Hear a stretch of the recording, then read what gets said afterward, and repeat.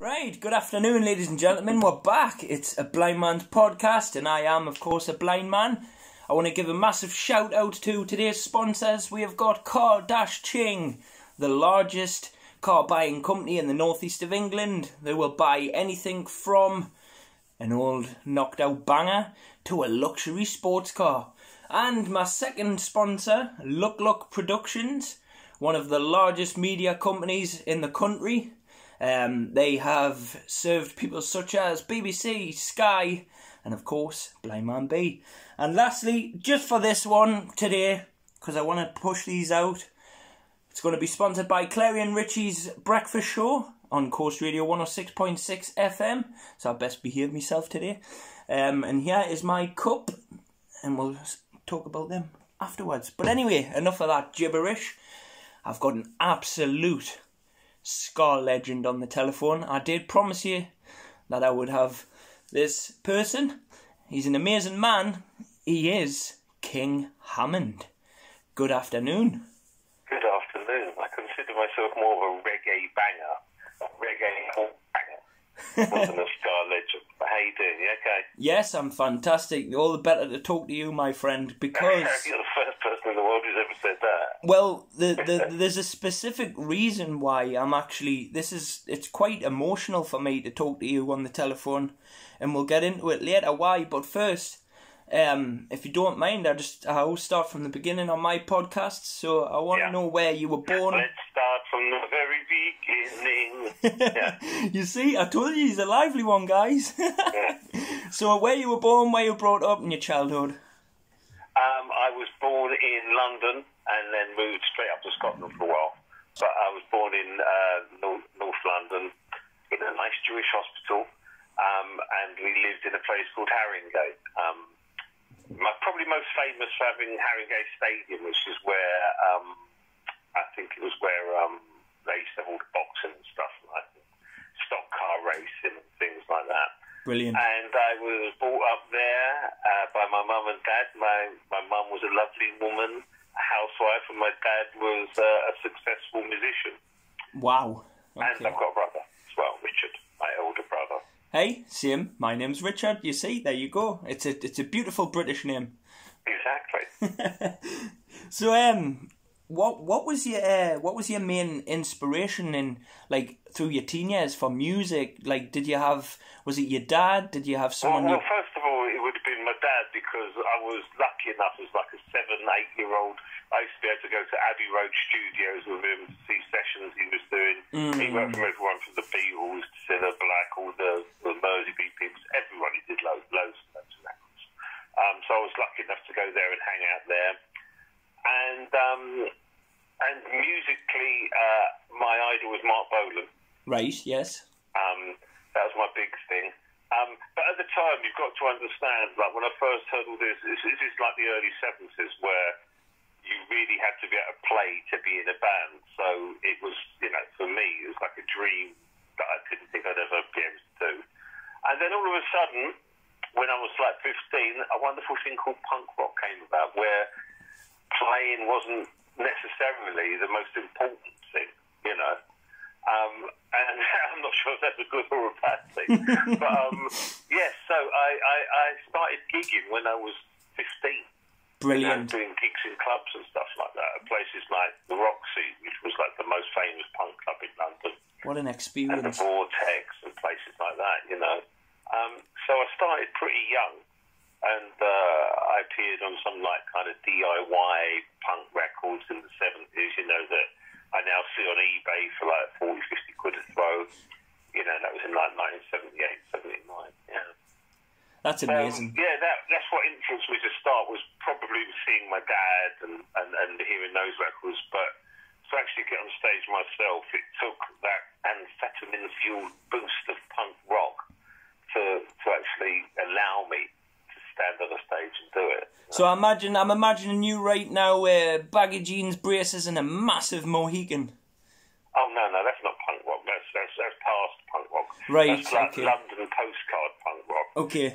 When I was I had a thing about dressing out a vicar's collar. I used to wear that a lot. And stuff like that, and it was much more individual there. And if you look back at punk punk now. I mean, what I notice is the bands that stick out for me now are female-based, really, like X-Ray Specs, the Slits. I'm a big fan of Susie and stuff. Of course, I love Pistols and the Damned, the Clash and all that, but, you know, it's more the female side of it I listen to today. But no, I mean, the original punks, it was very London-based, and they were quite snobby about things, you know. This is like late 76, 77, something like that.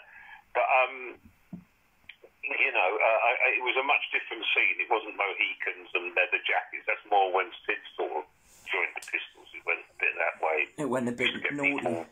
Walking around the West End like that with Mohicans and posing for pictures for American like tourists and stuff like that, you know. See, and it was all over, you know, punk started and it was all over basically within a year. I mean, although it's still around today, it kind of petered out. You know, the new wave took over sort of, and you got hit records, people like Boomtown Rats or Police, Blondie, whatever. But, you know, punk. I'm sure punk rock is still hugely important to people today. But what I consider punk, it kind of run its course by early 78. So it was just one of them genres that came, and it was there in the background, and people. See, I'm a 90s child, so to me, what I hear about punk, it was all the genre of music that had, it was, pardon the language, but it was the scabby bastard of the music industry. How dare you swear? Stop being so punk. No, I mean, it was hugely important, but if you look at you know what was selling big in those days, I mean the number one selling single that year in Britain was Mulligan Tire by Wings. And there was records like Hotel California and yes. Rumbas and stuff. They were the real big sellers, and of course disco. And everybody likes a bit of disco, you know. And so yeah, it had a huge influence on certain things, and but you know, I think the old waves was still kind of ruled the roost. You know what I mean? But it's just important to get a lot of people started. You know, the fact that you didn't have to have hugely expensive equipment and things like that. You know, you just had say what you felt. You know, with passion, and you know, that's what I still try and do today. I mean, I release quite a lot of music. Some people might say too much music, but there's never too much music. From the heart, and it's usually about myself, my life, because that's right about what you know. I think of myself, and you know, I still follow that DIY punk ethic today because it's my own record company. I do it all myself, you know, with a little help from a few friends about things like artwork and stuff like that. But so we can see you get by with a little help from your friends. From my friends. Yeah, it's usually just one person. I mean, I basically play everything you hear on my music, on my records as well. So, you know, occasionally I will have like a guest backing vocalist or someone who plays a flute or something like that, you know, but all the rest of the stuff is just me. From the heart, I like to write songs. I write songs most days, and then I like to get in the studio and record them straight away so they've got an energy to it. It was pretty hard at the start of this year because of the lockdown, because I couldn't get into a studio. Because I've never owned recording equipment, because I never wanted to. I thought the people I know own like, say, recording equipment at home, they tend to doodle around on it and nothing ever gets done.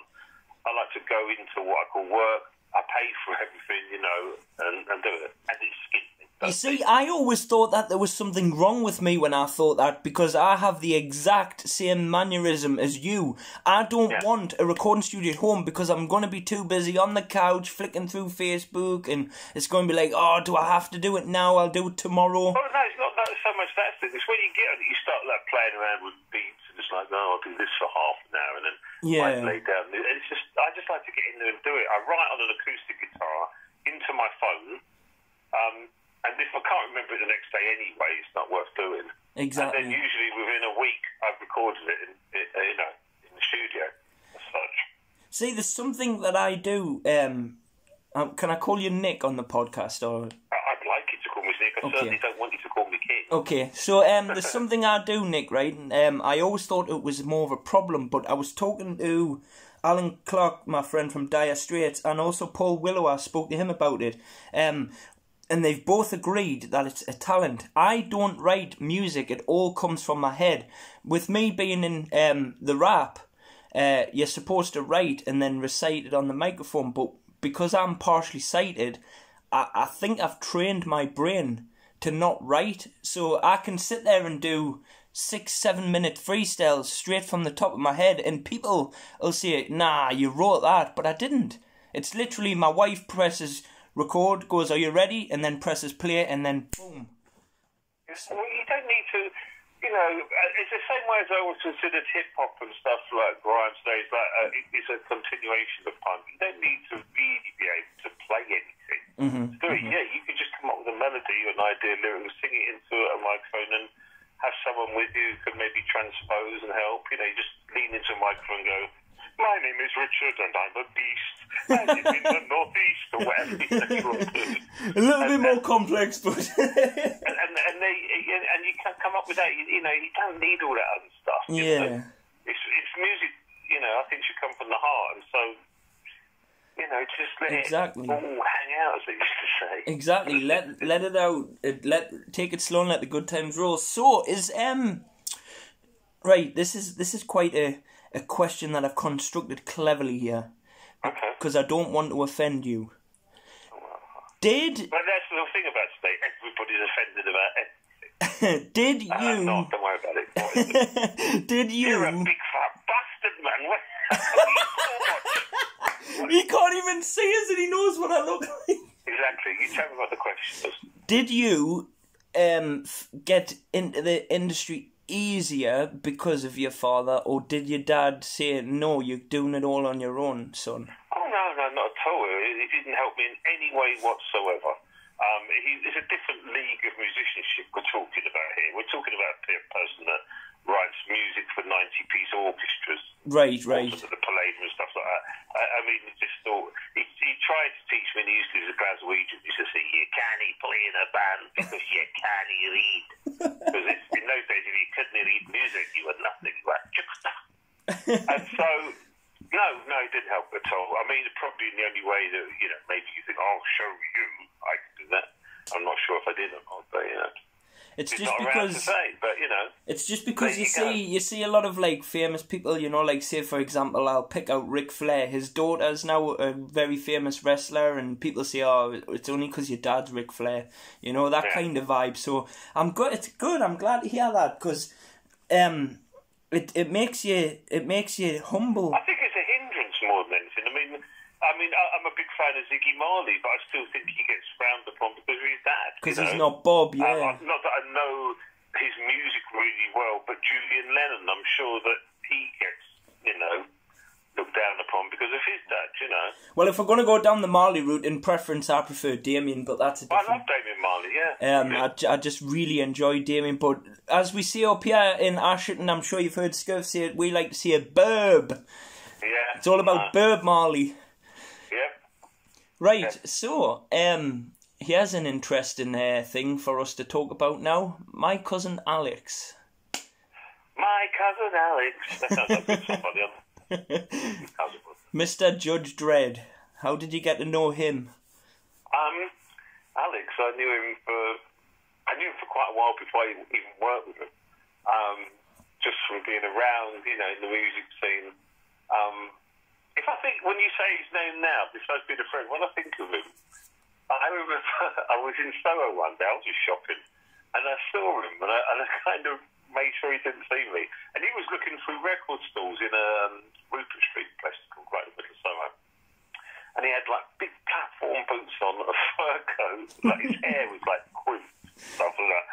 And I just for a little bit, I followed him around Stalker. in the street, and then he saw me with "You bad bastard."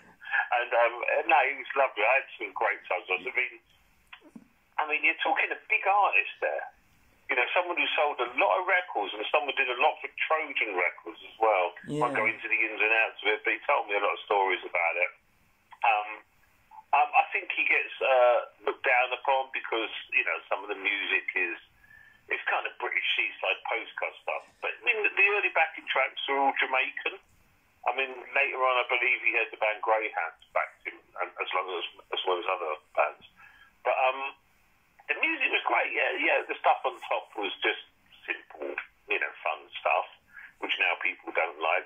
Maybe, I mean, when I was at school, most people thought it was black. Yeah, a lot of people said that. I mean, people used to go, "Have you heard that record?" Because it was naughty. Mm-hmm. All the records were banned, so immediately that makes you like them.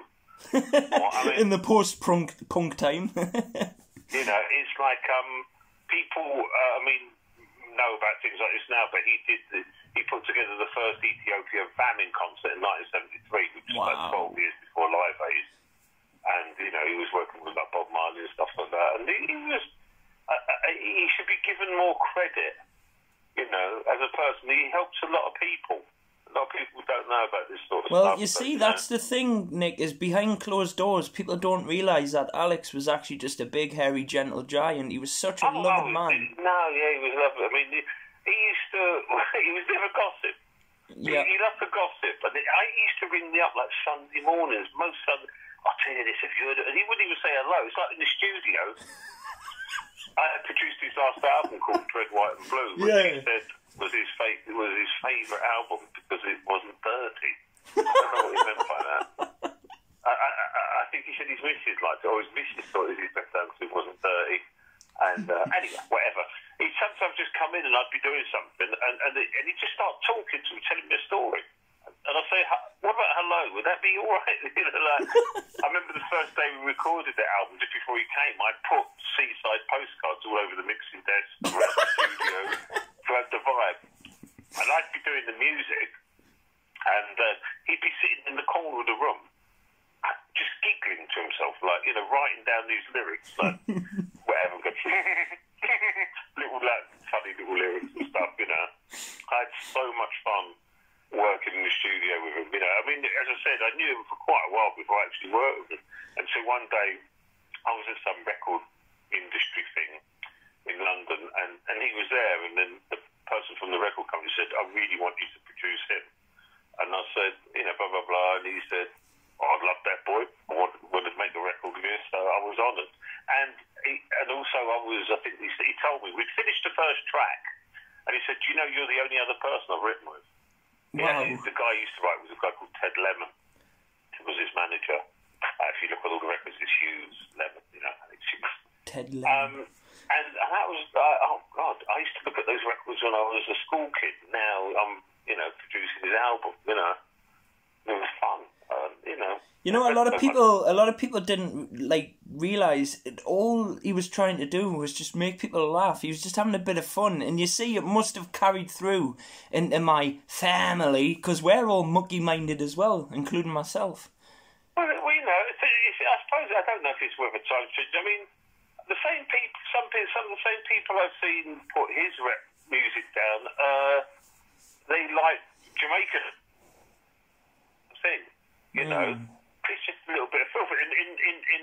When I first heard reggae music, when I was growing up, I always thought it fell into two categories, which was like sort of social or conscious, kind of under pressure, how your life is, the pressure you're under, and then just the other side was filth. Exactly. I mean, you'd always hear whatever wet dream, You'd always hear some of the proper yardie boys talking about them girl, them do this. It's not good for white men to do. Yeah, but I like ragga. That's another thing. I love dancehall ragga. I like as long as it moves me, as long as it excites me, and I can see that the artist means it.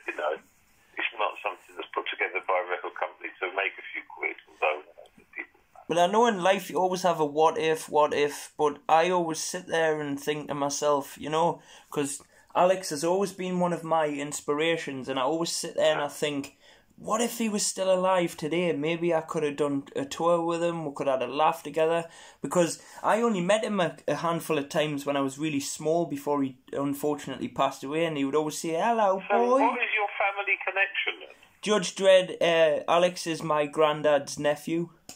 Granddad's nephew? Yeah, so he's like my second... Granddad's flannelette nightshirt, that was one of his, that's an old song as well. Yeah, the Winkleman was about my granddad George. Was it? Yeah, and the woman he talks about in the song is about my grandmother. So what, pulling the barmaid's tits is your grandmother? Yeah. Nice.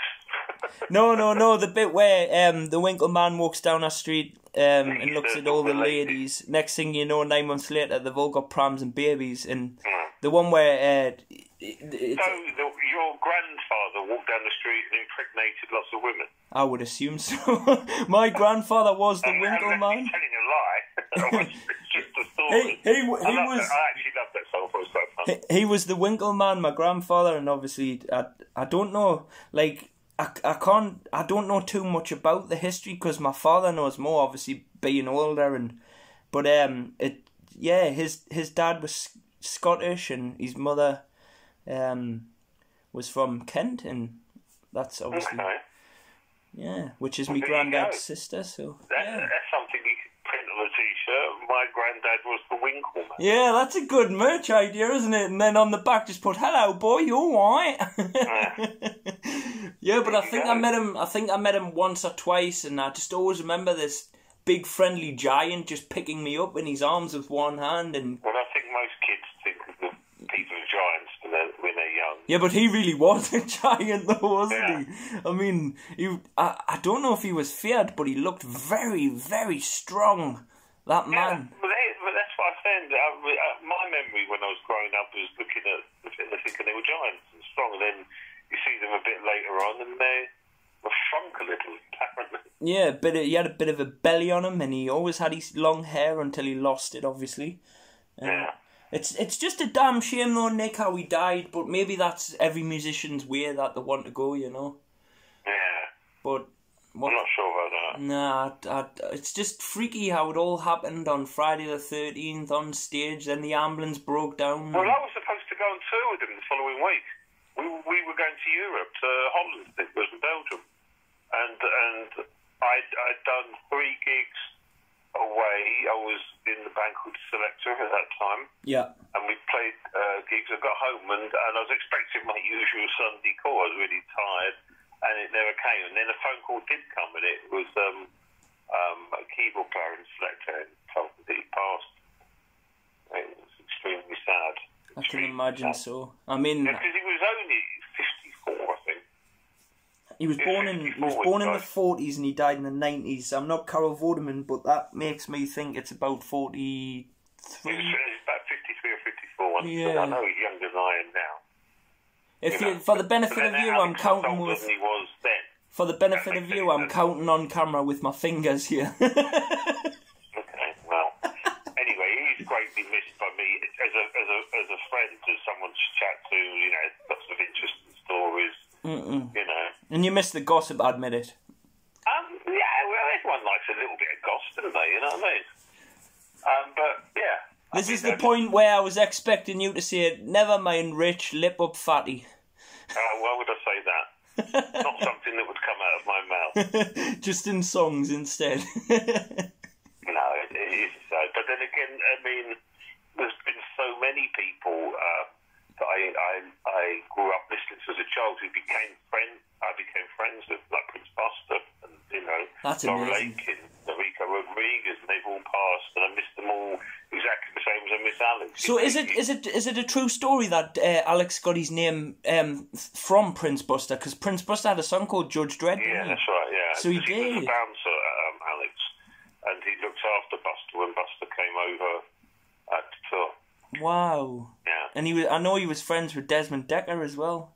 Yeah, they were Wow. all friends. They all loved him. The artists all loved him, and a lot of fans loved him. But there's a sort of certain crowd of people who, I don't know why, they just think, oh, it's not worthy, you know, shouldn't have been on Trojan or whatever. I don't know.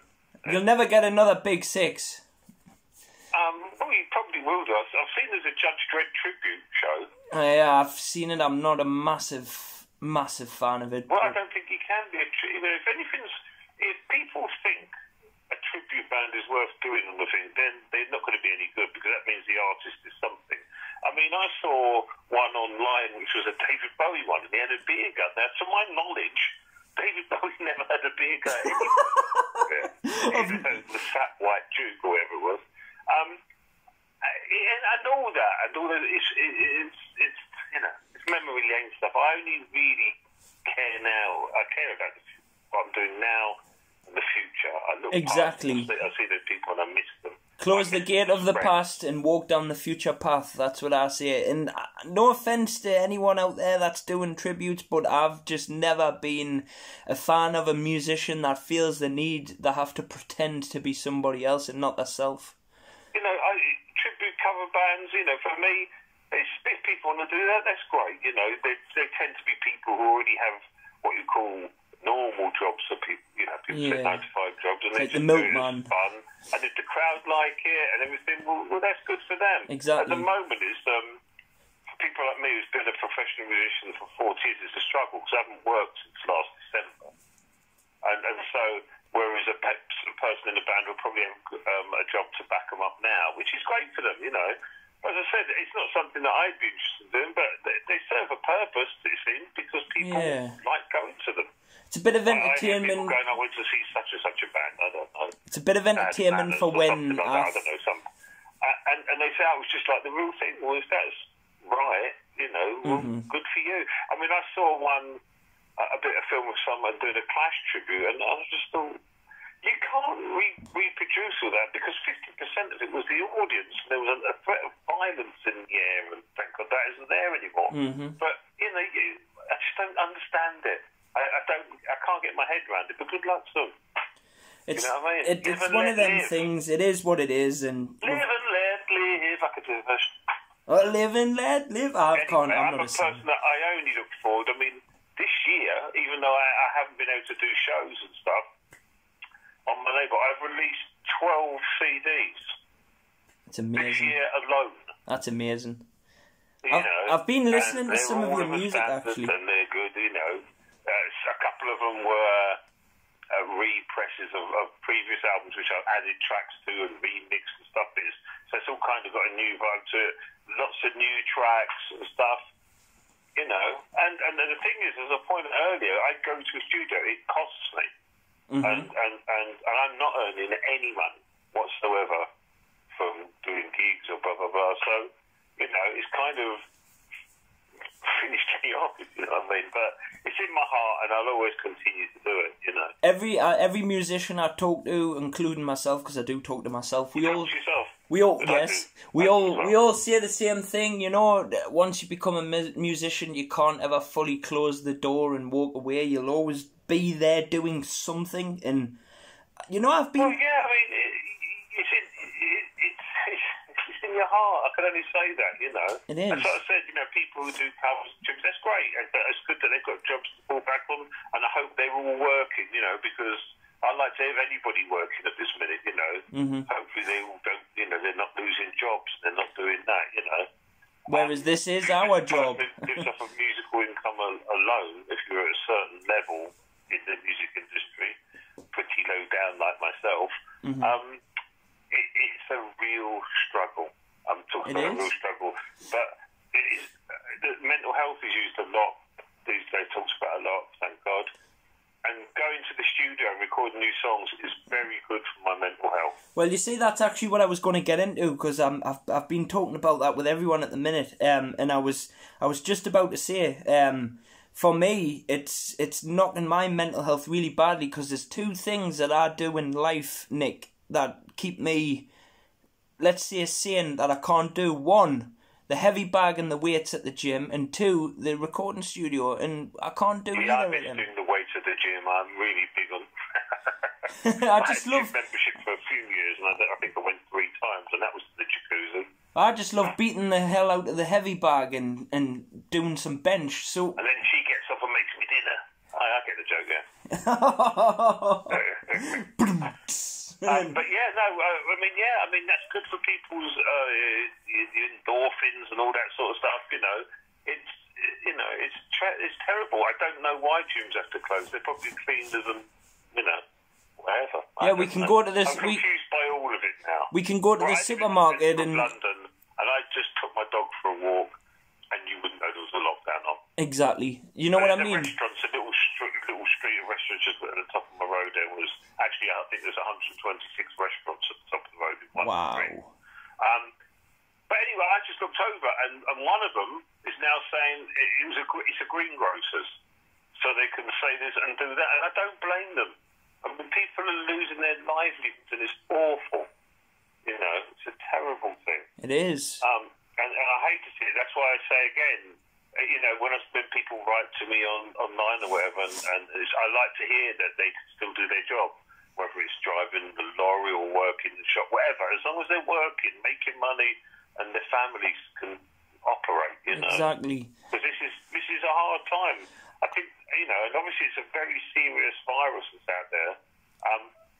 But are we overreacting with some of it? I don't know. If we all just, I'd like to say in small words that I think we're bilking it a little bit. Say a bit of Cockney slang for you there, but it is serious. It is there, and it's just a damn shame to see people, like you said, losing their livelihoods. This is probably the worst thing that anyone's had in life ever, I would say, because it's just. Besides the Scapone's forming, that was probably equally as bad, but. Oh. That's a joke, by the way. I know it was, because you and Paul... So I just think it's terrible. I mean, I can see it's real. People are really affected by it. People losing family members, or people are getting ill. Mm-hmm. I'm just wondering, is there something else we can do besides close everybody's work down and stuff? I don't know.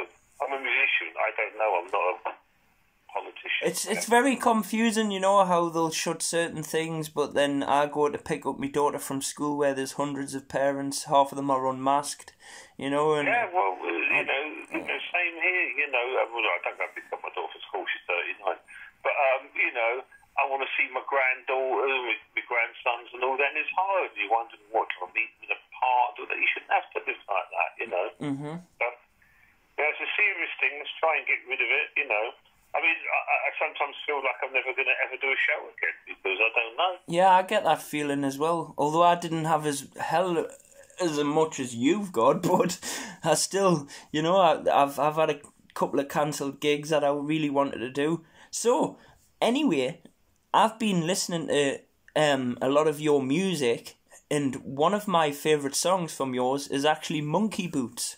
Oh, no, don't say that. I love Monkey Boots. Monkey Boots, it was just a bit of fun. I mean, I've got songs. I mean, there's a lot of songs, they're political songs, whatever, but I write, they're layered. So it's not like I'm saying, the spring down the gut. I would never do that. It's not my style of writing. I think I write quite well. Monkey Boots is just having a bit of fun around an old skinhead reggae rhythm. Maybe that's why I like it, because it's just, I listen to it, I just like the vibe. I remember recording it, and it literally took me like an hour and a half. Wow. To do it all. And it was that, oi! And then you think there's going to be some big, let's bring down the government. So it's put on your Monkey Boots. And I was just laughing. It made me laugh. I played that song in Australia, America, Mexico, Argentina, and they all sing it. You want to do a Geordie version, call it Northern Monkey Boots. No, you can't single out people in different parts of the country. You can't do that. I'd like to play up there, that's for sure. I love the area and I love the people up there, but, You're not one of them artists, are you, that stands on the stage and say you love every single city and it's your favourite city when you're in that city, because that gets on my... Well, I can't do that. I can't say I love that place because I don't know the place. You can say you love being there that night for those people. Yeah. If it's a great night, Yeah, but you always get that... I say, I love you, Bristol. You don't know, there's just been a mass murderer going around. Yeah, you always get that artist, like The Game, the hip-hop rapper The Game was always guilty for that. He'd be like, I love Newcastle, this is my favourite fucking city, I'm going to buy a house here, dog. It's like, really? Yeah, it's like, really? Yeah. You've only been here, like, once and you've never come back. No, it's not my style. Everything I do at a show, everything I say or do is made up on the spur of the moment. I haven't got things that I say or do. I like to see someone like you see, I don't know, a girl in the audience say, oh, that's a great hair, whatever, whatever. So people know it's all kind of off the cuff and you want to be there. It's all genuine and kosher, not like just pretending. I've got to... no, you just go there. I mean, I just want everybody to have a good time, listen to the music, I've been a bit hard on Monkey Boots. It's been very kind to me. Monkey Boots is an amazing song. I'm sorry, but it is. I'm not letting you leave this phone call without admitting it was a good song. Yeah, no, it serves its purpose. And I've got speaking of cities and tours and stuff, I've actually got a message off a personal friend of mine from Madrid. And he says, "Wow, you're talking to King Hammond, Richie, my dear friend. I absolutely adore that man." So there you go. You still love... That is a place I love. I can actually say I love Madrid because I've been there many times, played as King Hammond many times, always gone down great. But it's got great things like, there's a song I've got called I Am Your King. Yep. I am your king. It's a nice song. And I wrote that in the Botanical Gardens in Madrid, sitting with my wife. Brilliant. After I've been to the Prado Museum to see my favourite painting, which is the Garden of Earthly Delights. So, yeah, and I've spent many hours walking around there, going to clubs and stuff, so that is a place that actually set up. So a big shout to you, Oscar Mariscal. King Hammond loves you back. Right, so have you got one of them specific places where you get a lot of inspiration writing? Like, for example, Michael Jackson's was always on his tree for some reason. Have you got a specific place, or do you just randomly sit there in bed and then at 2 o'clock in the morning you get up and you go, "Ooh, pen, quick"? Sometimes you do that, but it's just... I just pick up things and I just want to... I basically write music that I want to hear. Yeah. You know, in that genre. I'm around the kind of reggae, ska-ish, whatever, but I never stick to that format. Yeah. Which is probably why there's, I probably don't do as well as maybe I think I should be doing. But I take... Which I don't think are risks musically in the bigger picture, but in this genre, it's kind of like people want brass, right? They want this, they want that, they want hats. I don't know what people want. I can only do what I do. I've got a new track which will be going up on on YouTube tomorrow. Brilliant. Keep on Dreaming, that I wrote and recorded in the last couple of weeks. It's going on to a vinyl-only album that's going to be out next year. Fantastic. And I played it to my daughter, and she said, "That sounds like Tricky with the Bee Gees singing." So I thought, no, that's quite good. I like both of them. Yeah. You know, and so I don't really stick to the format that people maybe expect. Let's put it that way. I like to be a versatile artist. Like I feel as if like I mean, I do like a kitchen one day and then like a not like that. Not like that. I mean, like I know. I feel like I can rap over trance, reggae, hip hop, rave, ska, pop, R&B. I can rap over anything. You just give me the word. I can rap over country. It's crap. You give me one word and that's it. I can create a whole freestyle. That's an old joke. Well, I mean, that's something that I personally would never do because I just couldn't.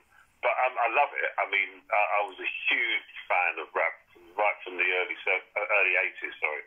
Wow. I remember going to clubs in the Bronx in like the mid to late 80s and hearing when rap wasn't misogynistic. When rap was good, just admit it. When rap was good. Well, I don't want to say good because it doesn't say that people aren't good now, but. I was a particular fan of more trip hoppy kind of Andela Soul and Tribal Quest and all that stuff. Well, I tell you who I've got a podcast with tomorrow. I've interviewed him on Coast Radio. I'm bringing him on my podcast. He's a good friend of mine. It's Raheem from Grandmaster Flash and the Furious 5. Okay. So he's going to tell me his story again about when he met Tupac. Okay. So yeah, he's a good man. He's very, very wise. It's that early period. I still like other stuff now. When it was more G-funk. I just don't like the violence and the... Yeah, gangster rap kind of ruined... The women thing and all that, it's not for me. Nah, me neither, mate. And gangster rap, in my opinion... I love this Geordie, this Geordie I love all that era of, went to clubs and stayed in America with... I remember going to Mexican gang parties in Los Angeles where I was hearing a lot of Mexican hip-hop. You can't be doing that, ese! I loved it, I like all kinds of music. I mean, Same. I play a fair amount of reggae at home, but lots of... The way I see it, Nick, is if it's a good song, it's a good song. It doesn't matter if it's pop, reggae, heavy metal, dance. If it's good, it's good. Exactly. Now, who is your favourite reggae artist of all time? My favourite reggae artist? Yeah, who you would say it was him or her? Probably Bunny Wailer. Wow. Probably Bunny Wailer because, I mean, I can think of other people that cross over into reggae who came from ska, whatever. But Bunny Wailer, Blackheart Man, you know. But then I start thinking, I'm a big fan of Dr. Alan Montado. And then other names spring to mind. But that was the first one that I thought, Bunny Wailer. Bunny Wailer and Peter Tosh. I mean, obviously I love Bob Marley's great music.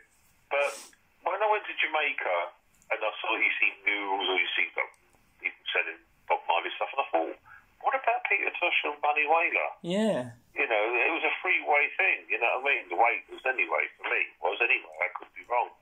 But, yeah, no. But then there's so many, because I'll stop speaking to you now, and then I'll think, you know. Yeah, oh, I wish I said that one. You know, yeah, I do that. I just love it. I mean, you know. It's just a fantastic genre of music. It's beautiful. Yeah, I mean, you know, and that is a music I genuinely believe comes from the heart. Mm-hmm. I watched agree. This one called, I won't pronounce it like this, but it was called Inner the Yard, a film yesterday, and I just loved it. It had Ken Booth in it, lots of people. The Congos. Now, the Congos are one of my favourite bands. He's got a very, very unique and strange voice. And I'm not very good at names and stuff. I'm confused. I'm getting old. I'm nearly 60. You know, I mean, I get confused by things. You're not getting old yet. You've still got a bit left in you. Well, I hope so, yeah. But, you know, it's just, yeah, I mean, music's my life. So now that will play on my brain, you said that to me. Because when I stop speaking to you, I'll probably go back to listen to some music. And then I'll think, oh, God, I should have said that. I've got a request as well. I've probably asked you this before, but I'm going to ask you it again. Yeah. I want to purchase a beat, an instrumental from you, because I don't want to go down in my ship without knowing that I had an instrumental off the same guy that produced music for Alex. Yeah. So we're going to have to try and sort something out. Reggae or hip-hop, either. I don't care. I've got lots and lots of instrumentals. You know, I mean, one of the things I've done in my life that I'm really proud of is a thing called library music. I've done quite a lot of that, which appears in TV shows, Hollywood films, computer games. That's all. My main was for... Personally, was just for that reason, because you've done Judge Dredd's music, and I just thought, well, it would be nice to have something to share, you know, like a mutual thing that I got an instrumental. You just let me know, and I'll send you a track. Fantastic. Okay. Yeah, just don't ruin it. Well, that's going to be hard being a rapper from Ashington, Northumberland, but I'll try. No, that's all right. I mean, personally, I haven't heard rap. Or whatever it is, freestyle, whatever they call it these days. But I'd like to think that you did it in your own accent. I do. You know, because I think that's really important. That's what I like to hear, like London rappers or whatever. I'm not one of them rappers, Nick, where I pretend I'm from Queensbridge or I pretend I'm from Hackney. I actually rap like I'm from Ashington. You know? Yeah, so that's good. But I like a rap who sounds like he comes from Chester Street. It's a bit like the frog on the diners, I'll mine now, mate. We'll stop. We'll just stop there. One of the greatest records of all time. But they were an absolute fantastic modern day folk group. I love Lindisfarne. From the albums like Fog and Time, Nicely Out of Tune. I don't know where it went to 10 years later they're wearing shell suits back in Gaza. But, you know, probably because some of the important people... One of the greatest lyrics, and people laugh at me when I say this, but one of the greatest lyrics I've ever heard in a song is "We can swim together, we can..." What is it? "We can swim together, we can have a we can have a wet on the wall." We can have a wet on the wall. And also, I'd just like to point out, just remember something, I was supposed to support Lindisfarne this year. Oh, in the Great British Acoustic Music Festival. But there's another song, as good as they are, which I think is one of the worst lyrics ever, which is a song called Lady Eleanor, and it was a big hit in this country. And then it said, Eleanor kissed the neck below my head. And I thought, well, where else is your neck going to be? Yeah, It's exactly. like this ELO one, what was it, in 10358 Overture? Did you see your friend crying from his eyes today? Well, What? He's going to cry from his arse. Well, he could cry from his arse after a Carolina Reaper burger, but that's... Well, I'm telling you that now. that might help. I've got this really irritating habit, like, that when you meet someone, they've got an accent, you start mimicking it. I do the same. I do really badly, and they want you to shut up, I can tell. I do the exact same, Nick. Believe it or not, I really do. Like I always. It's all fun. I always impersonate people, mainly celebrities. You know, I tend to. People get sick to death here, and especially the wife. What's that for you, Jimmy? No, Now? like Arnold Schwarzenegger, As a Geordie. David Attenborough. As a Geordie. No, as himself. I'll do it now! So I want to point out this to you. I am a diabetic, and diabetics have to go somewhere quite a lot. The toilet. Yeah, the toilet. Okay, well, I'm gonna let you do your thing anyway, because we've been talking for quite a while, and I just want to thank you very much for coming on, Nick, because it's an absolute pleasure. It's not a problem. It's a pleasure. It is. It's a pleasure. I mean? You took me away from loose women. Oh, well then, there you go.